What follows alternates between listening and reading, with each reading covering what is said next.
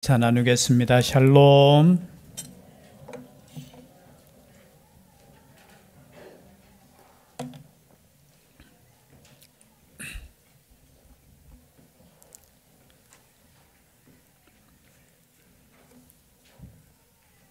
영국의 옥스퍼드 대학 교수였던 C.S. 루이스라는 분이 계십니다. 한 번쯤은 이름 들어보셨죠? 안 들어보셨습니까? 예. 우리 어르신들은 저도 잘 몰라요. 그 나니아 연대기라고 판타지 소설이죠. 소설을 쓰시고, 우리 또 신학생들은 보통 그분이 쓴 고통의 문제 아니면은 순전한 기독교라는 책이 있습니다. 특별히 오늘 고통의 문제, 이 문제를 다루면서 이 책 읽는 것 자체가 고통이에요. 왜냐하면 어려워요.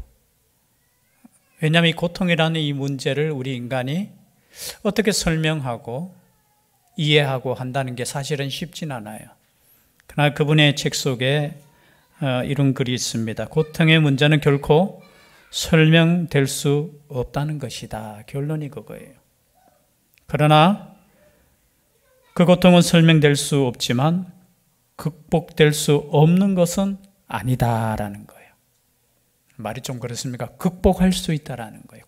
고통을.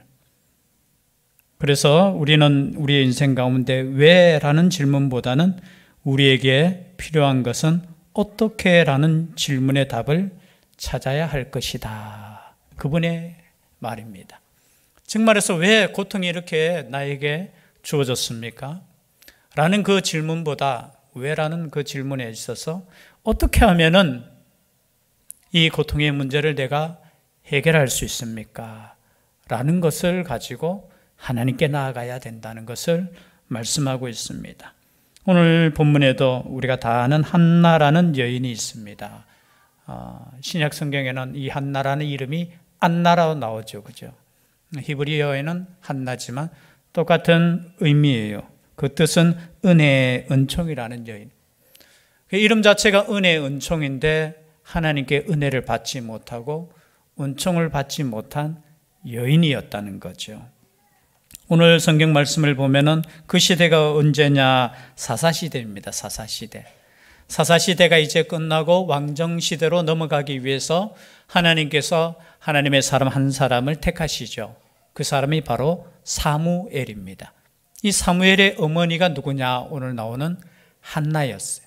그래서 사무엘이 어떻게 태어났는가를 그냥 넘어가는 것이 아니라 하나님의 그 뜻 가운데 하나님께 사무엘이 드려졌는 그 사건을 오늘 사무엘상에 먼저 기록하고 있습니다.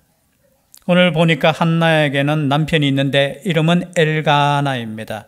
오늘 성경 말씀에 보니까 에브라임 산지 라마다임 소빔에 에브라임 사람 엘가나라 하는 사람이 있었으니, 에브라임 사람. 그런데 역대상 6장에 보면은 이 엘가나가 에브라임 사람이 아니라 레위 지파 사람입니다. 여기에 에브라임 그 땅에 살고 있었기 때문에 그냥 에브라임 사람인데, 원래 지파는 레위 지파고, 그리고 레위 지파라고 하면 사무엘도 레위 지파예요. 이제 올라가면 이제 그핫 자손이에요. 그핫 자손. 그리고 이 사무엘의 그 후손 중에는 이제 다윗 시대의 헤만이라는 찬송을 담당했던 또 그 같은 이 가문이에요. 이 엘가나에게 두 여인이 있습니다. 오늘 성경에 보니까 그에게 두 아내가 있었으니 한 사람의 이름은 한나요, 한 사람의 이름은 브닌나라. 이름 한나와 브닌나 이렇게 나와요. 그 브닌나, 한나. 한나의 이름 뜻은 뭐라고 했죠? 은총. 그리고 브닌나의 이름을 뜻을 제가 이렇게 찾아보니까요, 홍보서, 보석.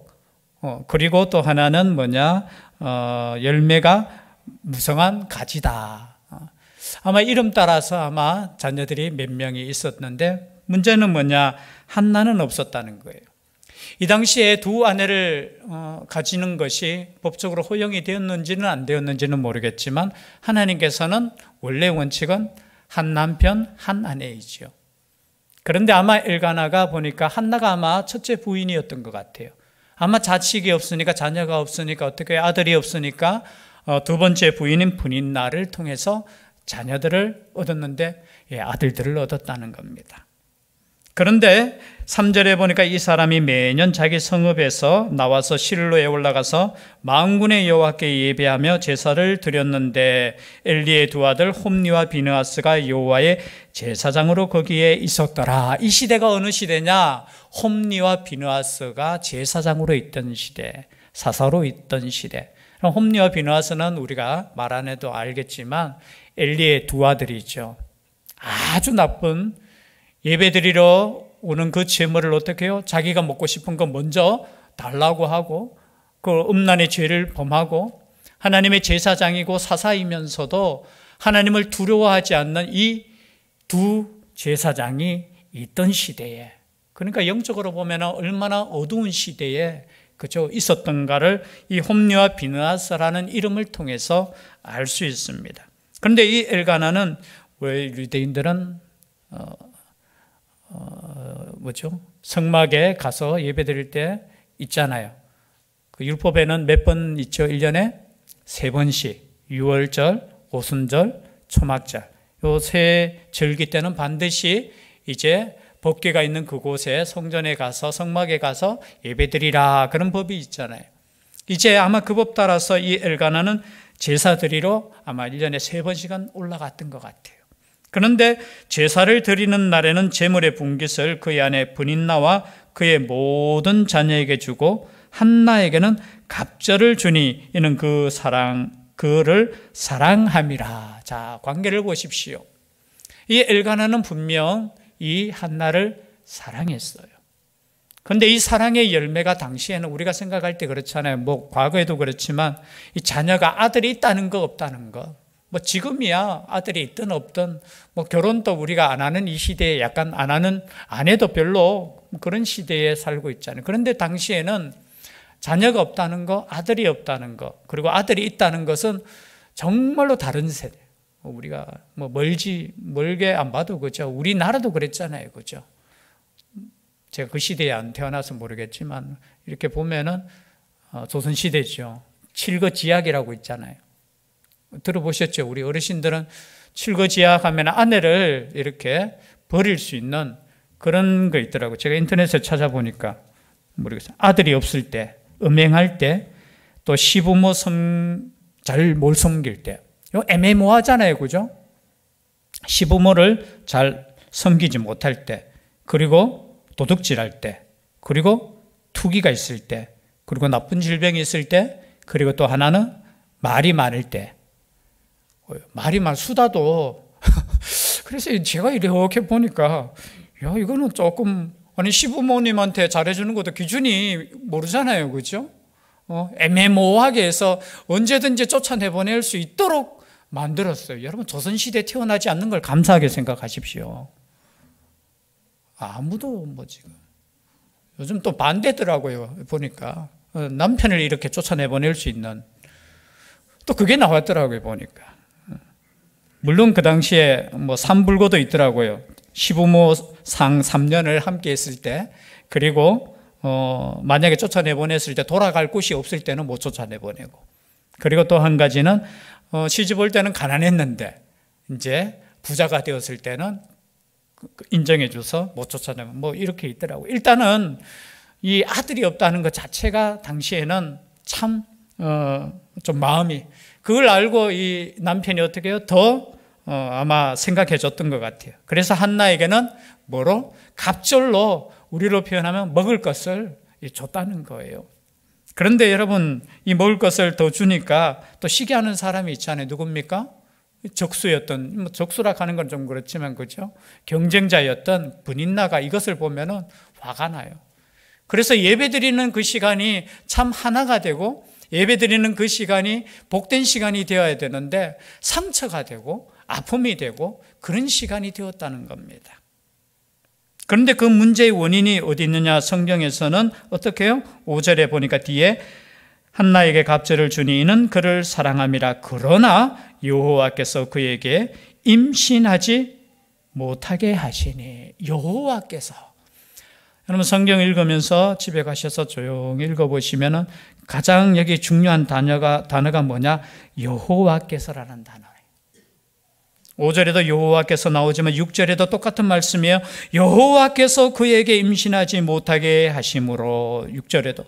그리고 19절 말씀해 볼까요? 19절에도 뒤편에 보니까 여호와께서 그를 생각하신지라. 그리고 27절에도 뒤에 한번 보실까요? 이 아이를 위하여 내가 기도하였더니 내가 구하여 기도한 바를 여호와께서 내게 허락하신지라. 계속해서 반복되는 말씀이 뭐냐? 여호와께서. 2장 21절에도 또 나와요. 여호와께서 한나를 돌보시사. 여러분 여호와께서. 여러분 우리의 작은 이 삶 하나하나가 여호와께서 허락하셔야 되는 거예요. 하나님께서 허락하시는 그 시간 속에. 그런데 오늘 말씀해 보니까 여호와께서 그에게 임신하지 못하게 하시니, 그 원인 또 여호와께 지금 나타나는 거예요. 여호와께서. 그 이유는 뭐 우리가 다 알다시피 쫙 하면은, 그런데 모든 원인을 어떻게 여호와께서. 그런데 또 하나 문제가 있습니다. 이 한나가 보니까 왜 마음이 괴롭고 왜 힘들고 왜 고통 가운데 있느냐. 6절에 보니까 여호와께서 그에게 임신하지 못하게 하심으로 그의 적수인 브닌나가 그를 심히 격분하게 하여 괴롭게 하더라. 여러분 격분하게 하고, 이 격분한다는 뜻은 뭐예요? 화나게 하고, 그리고 어떻게 해요? 괴롭게 하더라. 가진 자가 가지지 못한 사람에게 어떻게 해요? 격분시키는 거예요. 화나게 하는 거예요. 그냥 이해하고 조금 이렇게 봐주면 되는데 이해할 수 있잖아요. 남편의 그 행동 자체. 그런데 어떻게 해요? 그것을 가지고 남편에게 따지지 않아요. 여러분 따지면 누구에게 따져야 돼요? 말하기 싫습니까? 남편에게 따져야 되잖아요. 원래 왜 당신은 그렇게 나를 사랑하지 않느냐고, 왜 여기에는 값을 넣어주고 왜 이렇게 주느냐고 따져야 되는데 누구를 어떻게 해요? 잘 생각해 보세요. 누구를 공격해요?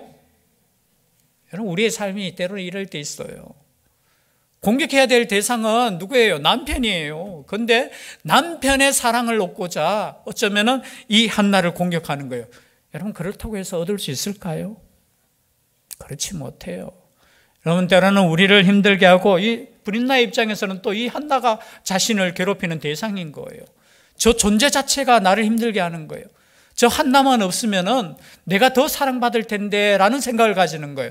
여러분 결코 그렇지 않아요. 우리가 하나님 앞에서도 마찬가지잖아요. 누구를 더 사랑하고 덜 사랑하고, 여러분 그렇게 생각하는 것 자체가 벌써 하나님의 그 크신 사랑을 깨닫지 못하는 거예요. 마찬가지입니다. 지금 남편이 이렇게 하는 것은 한나를 그저 불쌍히 여기는 거잖아요. 그것을 함께 이해하면서 그렇게 했으면 얼마나 좋겠습니까? 많은 하나님을 믿는, 제사 지내고 예배 드리는 이 사람들에게도 시기가 있어요. 질투가 있어요. 똑같아요. 어떻게 보면은. 그런데 보십시오. 격분하게 하고 괴롭게 하는 거예요. 여러분 자기가 있는 것으로 격분시키고 화나게 하면 안 돼요. 저도 지금의 인생의 짧은 인생이지만 살아오면서 제가 막 한 번 화내서 이렇게 싸운 적이 한 번입니까? 두 번입니까? 진짜 싸우는 거. 초등학교 때. 이 초등학교 때 딱 건드리는 거예요. 뭘 건드립니까? 모르겠어요. 제가 무슨 이야기를 들었는지 몰라도 정확하게는 모르겠는데 이런 거였어요. 너 집에는 뭐 없지? 라고 하면서. 그때 없었는 게 뭐냐? 냉장고 없었고 전화기도 없었고 초등학교 수준이 그래요. 하여튼 뭐 이렇게 다툼이 일어났는데 저하고 친한 친구예요. 그 친한 친구 별명이 지금 생각나요. 땅콩이라는 친구예요. 키도 저하고 비슷해요. 하여튼 친했는데 같은 동네에 살았는데요. 막 이렇게 싸우다가 무슨 말을 던졌는데 너희 집에는 뭐 없잖아 했는데 그 말에 제가 확 돌아버렸어요. 그래서 이렇게 선한 사람이 멱살을 붙잡고 그 초등학생이 그 복도로 끌고 나와가지고 막 이렇게 싸움 했는지 모르겠어요. 하여튼 제 어릴 때 그 기억에. 그때 제가 왜 화가 났느냐? 건드리지 말아야 될 걸 건드렸는 거예요. 뭐 키가 작다 했으면 니도 작으니까 뭐 상관없었는데, 아마 그 친구의 말에 제가 가지고 평소에는 생각하지 못했는데 그 컴플렉스로 가지고 있는 게 이게 화가 확 나는 게 순간적으로. 마찬가지인 거예요. 한나에게 있어서는 한나가 가난한 집이 아니잖아요. 보니까 제사 지내고 이렇게 하는 거 보니까 뒤에 소를 이렇게 바치고 하는 거 보니까 물질적인 문제가 아니에요. 마음의 문제예요. 그 마음의 문제가 뭐냐? 자녀가 없다. 아들이 없는 것 때문에. 그런데 그 아들이 없는 것이 누구예요? 여호와께서 주시지 않았는 것. 여호와께서 은총을 내리시지 않는 것에 대한 그 마음이 있는데 옆에서 그걸 쿡 찌르는 거예요. 이 은혜도 못 받는, 여러 가지 이야기했겠죠. 그 당시에는 더 그렇겠죠. 하나님께 은총을 못 받은 이유가 뭐예요? 네가 숨은 죄가 있어서 그래. 더 심하면 이 음탕한 여인, 그렇게까지 이야기했을 수도 있겠죠. 그러니까 이 한나의 마음이 어떻겠습니까? 7절에 보니까 매년 한나가 여호와의 집에 올라갈 때마다 남편이 그가 취하며, 남편이 이 행동 때문에, 더 주는 것, 더 받는 것 때문에 어떻게 해요? 그가 취하며 분인나가 그를 격분시키므로 그가 울고 먹지 아니하니. 화나니까 어떻게 해요? 먹는 거 못 먹어요. 입맛이 없는 거예요. 그뿐만이 아닙니다. 울고, 여러분 과거 생각해 보십시오. 과거 비슷한 현상이 있었어요. 아브라함의 아내 누구예요? 아브라함의 아내 누굽니까? 사라. 그리고 또 여종이 있었죠. 누구예요? 사라와 하갈. 그때는 여러분 사라는 어떻게 했습니까? 화나게 하니까 어떻게 해요? 당장 내쫓아보내요. 이런 성품도 있어요. 오히려 남편에게 가가, 아니 하갈이 이렇게 했다, 쫓아내보내세요. 이렇게 이야기라도 하면 좋은데 뭐예요? 성격이 보니까 울어. 밥도 안 먹어요. 그만큼 마음이 어떻다는 거예요? 우리로 표현하면 여리다는 거예요. 저 같으면 만약에 제가 첫째 부인이었다면 어디서 까부냐고. 첫째 부인이 아니죠. 어디서 어디 감히 그러냐고. 근데 말도 안 해요. 그냥 울어요. 밥도 안 먹어요. 정말 답답해. 제가 이걸 읽다 보면은. 근데 이해가 돼요. 그 당시에 자녀가 있고 없고 이것 자체가 어쩌면 권력이에요, 권력. 집안에서 서열이 그렇게 결정되는 그 시대에. 근데 남편도 보십시오. 8절이죠. 다시 한번 읽어볼까요? 8절 시작.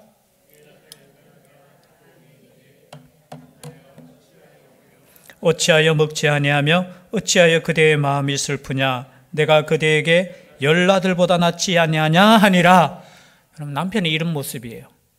아니 내가 먹을 걸 이렇게 주고 내가 이렇게 사랑하는데 당신 왜 어찌해서 울고 어찌해서 안 먹고 어찌해서 왜 항상 슬퍼하고 있느냐라는 거예요. 여러분 남자는 이해 못해요. 이해 못하는 게 당연한 거예요. 성품 성격 이야기하면 또 설교 시간에 그거는 좀 그렇지만요. 감정을 잘 이해 못하는 게 남자예요. 그냥 이성적으로 이렇게 해주면은 야 이것이 되겠지라고 생각하고 남자는 그 정도 수준이에요. 지금 한나가 당하는 그 고통에 대해서 깊이 있게 이해 못해요. 옆에 있는 남자 보세요. 그냥 이해 못하는 게 당연한 거예요. 그거 가지고 당신은 왜 이해 못하노 하는 그 말 하면 안 돼요. 당신은 이해 못하니까 당연한 거라고. 남자니까 그냥 이해해 주세요. 근데 남편도 보니까 어찌하여 이 말은 뭐예요? 이해가 안 된다는 거예요. 아니 내가 이만큼 사랑하고 또 말을 보십시오. 10아들보다 낫지 않냐. 이 착각이에요. 정신없잖아요. 생각해 보세요. 무슨 10아들, 저는 그건 피부로 느껴요. 하나보다 모르겠어요.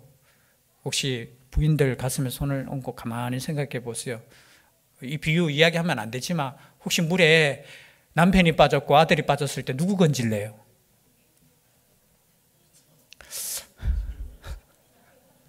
저 같으면 빠져도 수영 잘할 수 있게 수영을 2분 다 가르치겠습니다. 마음이 사실은 그래요. 그럴 수 있어요. 그런데 남편도 내가 이만큼 사랑하는데 아니에요. 지금 한나에게 필요한 건 뭐예요?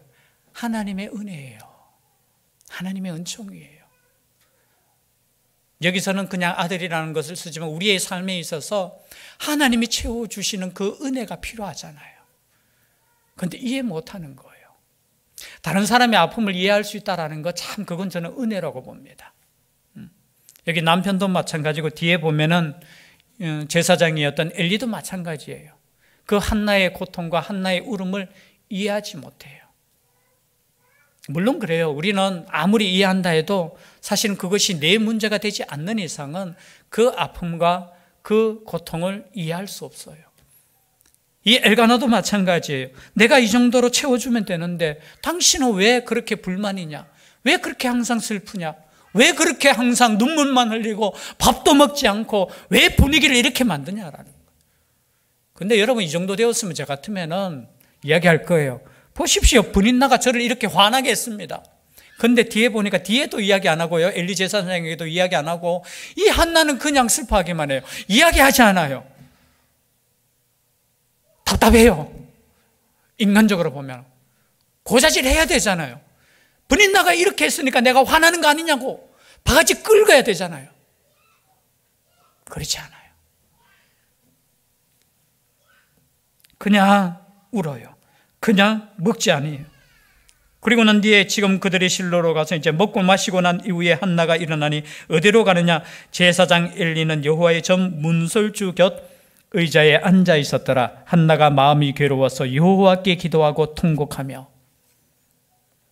저 같으면은 아까 이야기했죠. 더 구박하든지 복수 갚든지. 그게 아니에요. 이 한나는 어떻게 해요? 여호와께 갔다는 거예요. 그냥 여호와께 가서 마음이 괴로워서, 참 계속해서 나오는 단어가 있죠. 마음이 괴로워서 여호와께 기도하고 통곡하며. 오늘날 같으면 우리의 믿음이 하나님만 있으면 되죠. 뭐 괴롭습니까? 이렇게 말할 수 있지만 여러분 괴로울 때 있잖아요. 부인할 필요 없어요. 힘들 때 있잖아요.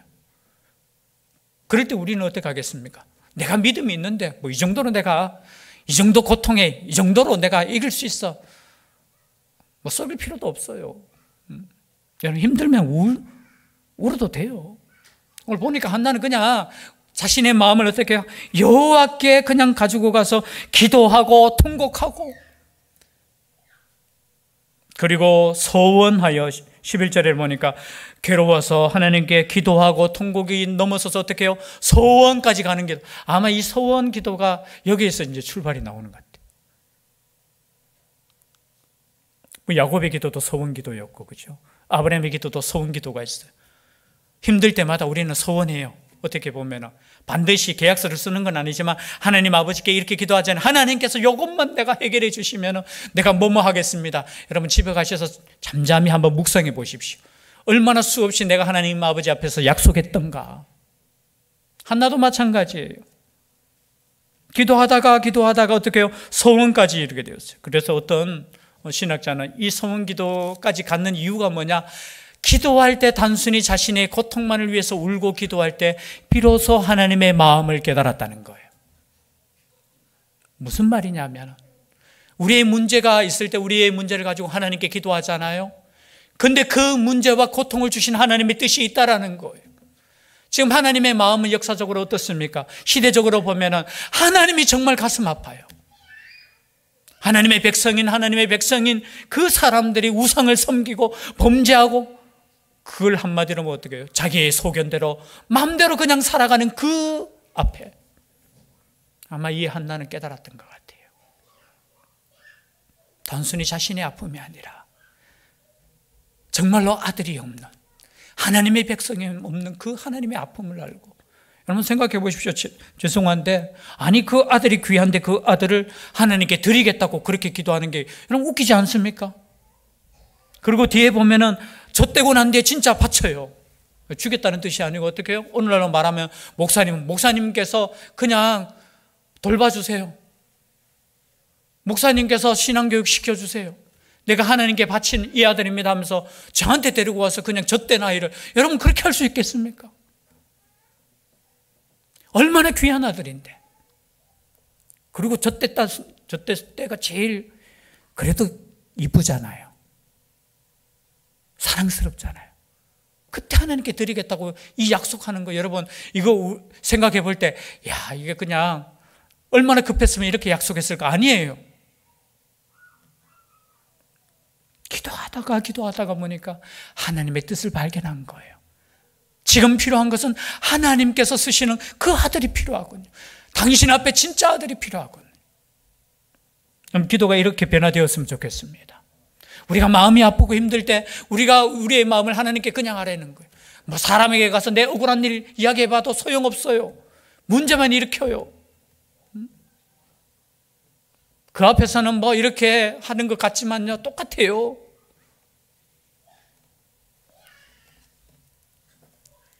그리고 뒤에 보십시오. 그렇게 기도하는데 엘리는 어떻게 합니까? 14절에 보니까 엘리가 그에게 이르되 네가 언제까지 취하여 있겠느냐? 포도주를 끊으라. 얼마나 이렇게 슬프게 기도하다가 나중에는 막 통곡하다가 이제는 막 지치니까 이제 입술로만 그냥 그렇게 기도하는 게, 속으로 그냥 자신의 마음을 그냥 하나님께 그냥 아뢰는 거예요. 옆에 엘리야가 있으니까도 막 이렇게 하는 거예요. 그 속마음을 말할 수 없었어. 근데 그 모습을 보니까 뭐예요? 오랫동안 서서 하는 거 보니까 이게 기도하는 여인의 모습을 보니까 꼭 취한 사람 같거든요. 육신적인 눈으로 보면 그렇게 오해할 수도 있잖아요. 가만히 있어도 되겠지만 어떻게 해요? 이 엘리는 그래도 어떻게 해요? 야, 네가 언제까지 취하여 있겠느냐? 포도주를 좀 끊어라. 아니, 성전 앞에 와가지고 네가 이 성막 앞에 와서 술 취해가지고 이렇게 하면 되겠느냐고. 우리로 표현하면 야단쳤다는 거예요. 여러분, 그래도 이 정도 야단칠 수 있어야 되지 않겠습니까? 당신 어떻게 성전에 오는데 술에 취해가 있느냐고. 포도주 좀 끊으라고. 저는 이 말이 그냥 말 같지만 그 당시에 제사장의 영적인 상태예요. 그 여인의 아픔, 그 여인의 고통, 그걸 이해하지 못하는 거예요. 영적으로 깨어있다는 것은 다른 사람의 그 아픔을 안다는 거예요. 완벽하게는 알 수는 없잖아요, 우리가. 여러분도 마찬가지. 여러분의 삶 가운데 뭐 힘든 거 있잖아요. 제가 이해한다고는 못해요. 이야기 안 하면 어떻게 알 수 있어요? 못해요. 마찬가지예요. 이 엘리가 그저 영적으로 깨어 있었으면 그 여인의 기도를 듣고 아마 이렇게 물었을 거예요. 어떤 기도 제목이 있느냐고. 함께 기도하자고. 그런데 눈으로 보기에는 술에 취해 있는 그 여인으로 그냥 비춰지는 거예요. 그만큼 이 여인이 한나가 괴로워서 그냥 옆에 사람 생각 안 하고 그렇게 기도했다는 거예요. 그런데 보십시오. 거기에 대해서 한나가 대답합니다. 내 주여, 그렇지 아니하니이다. 주여, 내 주여라는 단어를 써요. 우리 같으면 어떻게 그렇게 이야기했으면 또 한마디 하고 그냥 갔겠지요. 내가 얼마나 힘든데, 내가 얼마나 고통스러운데, 아니 목사님은 그것도 이해하지 못하고 하면서 그냥 가버릴 거예요. 근데 보십시오. 내 주여, 그렇지 않습니다. 나는 마음이 슬픈 여자입니다. 포도주나 독주를 마신 것이 아니요 요 앞에 내 심정을 통한 것뿐입니다. 당신의 여정을 악한 여자로 여기지 마옵소서. 내가 지금까지 말한 것은 나의 원통함과 격분됨이 많기 때문이다. 내가 지금 화가 나 있고요, 내가 원통하고요. 그럼에도 불구하고 본인 나에 대해서 이야기하지 않아요. 여러분, 다른 사람에게 또 다른 사람의 허물을 이야기하지 않는 게 좋을 것 같아요. 제가 지금까지 살아오면서 아무리 남편이 흠이 있더라도 그 남편의 흠을 다른 사람에게 이야기하지 마세요. 아무리 아내가 그렇다 하더라도 다른 사람에게 가서 이래 해가지고 이렇게 그렇게 하지 마세요. 그냥 힘들다고만 이야기하세요. 그냥 힘들다고. 악한 여자로 보지 마세요. 저 같으면 또 고자질 했겠죠. 분인나라는 여인이 있는데 이렇게 해가지고 생각해 보세요. 내가 얼마나 억울한가. 그렇게까지 이야기할 필요 없어요. 내가 억울해서 이 마음을 하나님께, 내가 지금 원통함을 하나님께 아뢰습니다. 그 정도 이야기하면은 어떻게, 그러니까 그 이야기를 딱 듣자마자 17절에 보니까 엘리가 대답하여 이르되 평안히 가라. 저는 이 말씀을 읽을 때 제일 은혜가 되었어요. 평안히 가라. 다른 말 하지 않아요. 평안히 가라. 이스라엘의 하나님이 네가 기도하여 구한 것을 허락하시기를 원하노라. 저도 이 시간에 말씀드리고 싶어요. 평안히 갈 수 있기를 바랍니다. 하나님께 나오셔서 여러분의 하나님께 기도하고 통곡하고 부르짖었다면은 이 엘리가 아무리 영적으로 어두운 제사장이라 할지라도 어떻게 해요? 평안히 가라는 그 말씀 앞에 여러분 아멘 할 수 있기를 바랍니다. 왜냐하면 보십시오. 평안히 가라. 하나님이 내가 기도하는 것을 구하는 것을 허락하시기를 원하노라 하니까 어떻게 해요? 18절에 이르되 당신의 여종이 당신께 은혜 입기를 원하나이다. 다른 말로 표현하면, 한마디로 표현하면 아멘 하고 가서 먹고 얼굴에 다시는 뭐가 없더라? 근심빛이 없더라. 여러분 이 보십시오. 하나님께 기도하고 난 이후에 평안히 가라 했을 때 어떻게 해요? 근심빛이 없어요. 여러분 이것이 뭐예요? 응답받는 비결이에요. 믿을 수 있기를 바랍니다. 아니 기도하고 난 뒤에도 근심빛이 있다는 건 아직 뭐예요? 확신이 없다는 거잖아요. 여러분 기도하고 난 이후에는 하나님께서 그 기도를 들으신 줄 믿으시길 바라요. 그것이 어쩌면 뒤에 이루어지든지 여기 한나 같은 경우에는 이루어졌잖아요. 금방. 아마 저는 얼굴빛이 바뀌고 근심이 없으니까 하나님께서 그죠? 또 응답해 주시는 것도 있을 줄 믿어요. 그럼 기도했으면 좋겠어요. 세상 사람들은 이 정도 되면 운명이고 팔자고 한문에 팔자 그런 뜻이 있더라고요. 이렇게 연도, 태어난 연도, 태어난 월, 그리고 날짜, 시간 가지고 이렇게 8개 글자로 우리 운명을, 운명이다, 팔자다. 여러분 그리스도인들은 그런 이야기 하면 안 돼요. 내가 힘들고 어려울지라도, 아니 문제가 있을 때 하나님께 통곡하십시오. 기도하십시오. 그럴 때 자신이 생각하는 것보다 하나님의 놀라운 역사가 일어난다는 거예요. 하나님 뜻을 깨달을 수 있다는 겁니다. 그래서 우리가 당하는 고통의 문제가 의미 없는 고통의 문제가 아니라 하나님의 뜻 가운데서 하나님께서 이루시는 역사를 경험하는 그런 고통이 될 수 있도록 우리가 기도하고 하나님께 나아갈 수 있는 우리가 될 수 있기를 주의 이름으로 축복합니다. 기도드리겠습니다. 사랑의 하나님, 한 여인의 고통, 그 고통을 더 아프게 하는 사람도 있고 그 고통을 이해하지 못하는 사람들도 있고 그 고통을 또 스스로 이해하지 못하여 하나님께 원통하며 기도했던 이 한 사람을 통해서 때로는 우리의 삶을 통해 고난이 있고 고통이 있을 때 하나님께 나아갈 수 있는 저희들 되게 하여 주시옵소서. 우리의 마음을 아시는 예수님의 이름으로 기도드리옵나이다. 아멘. 말씀의 위탁을 드립니다. 천국의 시민권을 선물로 얻으신 성도 여러분, 오늘 들은 말씀을 나가서 전파하며 복음의 증인되어 사십시오. 아멘. 이제부터 성도로서 말씀에 순종하는 삶을 살도록 힘쓰겠으며 나가서 복음 전하며 성도답게 살겠습니다. 아멘. 찬송가